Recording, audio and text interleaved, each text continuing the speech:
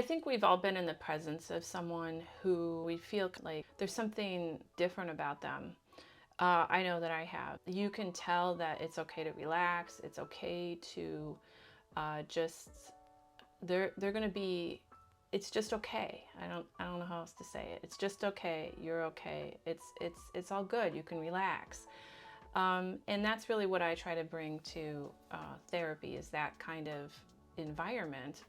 So that's not to say that every behavior that someone does, I say, well, that's okay too. You had an argument with someone and it became physical. Unconditional positive regard or being accepting of the person doesn't mean that I'll say, oh, well, that's okay, you know. No, that's something that isn't okay. That's a behavior. That is not the person. That is a behavior. I mean, we talk about that a lot with kids. Separate things out from the person. They're not a bad person. This is bad behavior.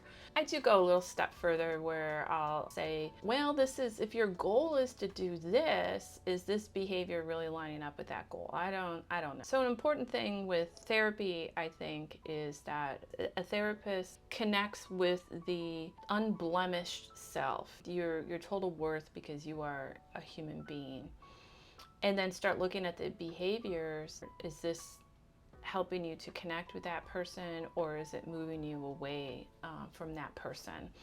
And so there also is a certain amount of tact that can go along with that, where you don't just say, well, that was stupid, or why'd you do that, or, you know, I mean, this is basic therapy 101. But I think these things are worth mentioning because not everybody goes to therapy now, but not everybody can, not everybody has insurance, not everybody has the means, so I know that they look to videos like this. But what's important is connection of the therapist with that aspect of the self. And so even if you're not in therapy, these are things that you can look for in relationships with other people. And again, like I said, we know what those things are because of how we feel around people, where we feel relaxed, we feel accepted, we feel like we're safe and we can just be sort of calm. We want to be around them. And they might not even be talking directly to you or about you. This doesn't mean that somebody's overly complimentary or is doing things for you. There's something about their presence. And when you encounter those people, it can be sort of therapeutic to be around them, because then you can sort of relax. You can let all of these layers of things sort of fall away and settle, because that's not what that person is recognizing in you. They know it's there, but that's not what they see as important. They're not connecting with that. They're connecting with you as an individual, and they're connecting with your inherent worth.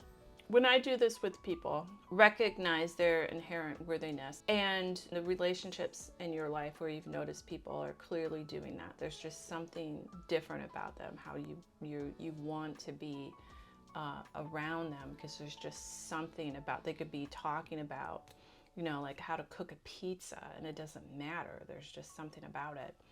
That experience that we have, that sort of, I don't have to really try, I can just be, and I know that everything is okay. That's really what we're aiming for.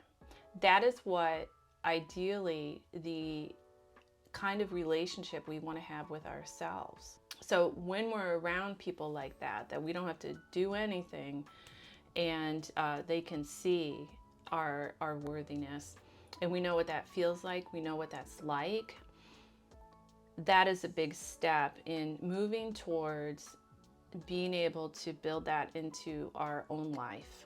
And because then there's sort of that moment, that connection, whether the other person intends it or not, it kind of gives you the goal or the guidepost, or like a way I like to look at it is, you know, you can put together a jigsaw puzzle without the picture on the box. You could do it. It's going to take you a long time. You don't know what it is. You can make some guesses.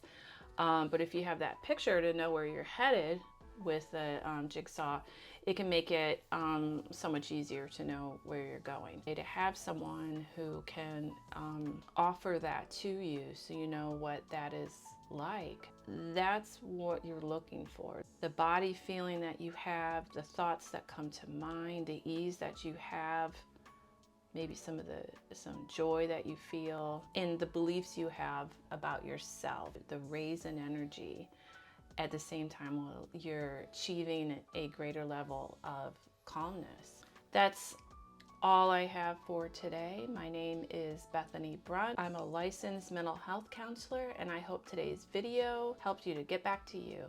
Bye.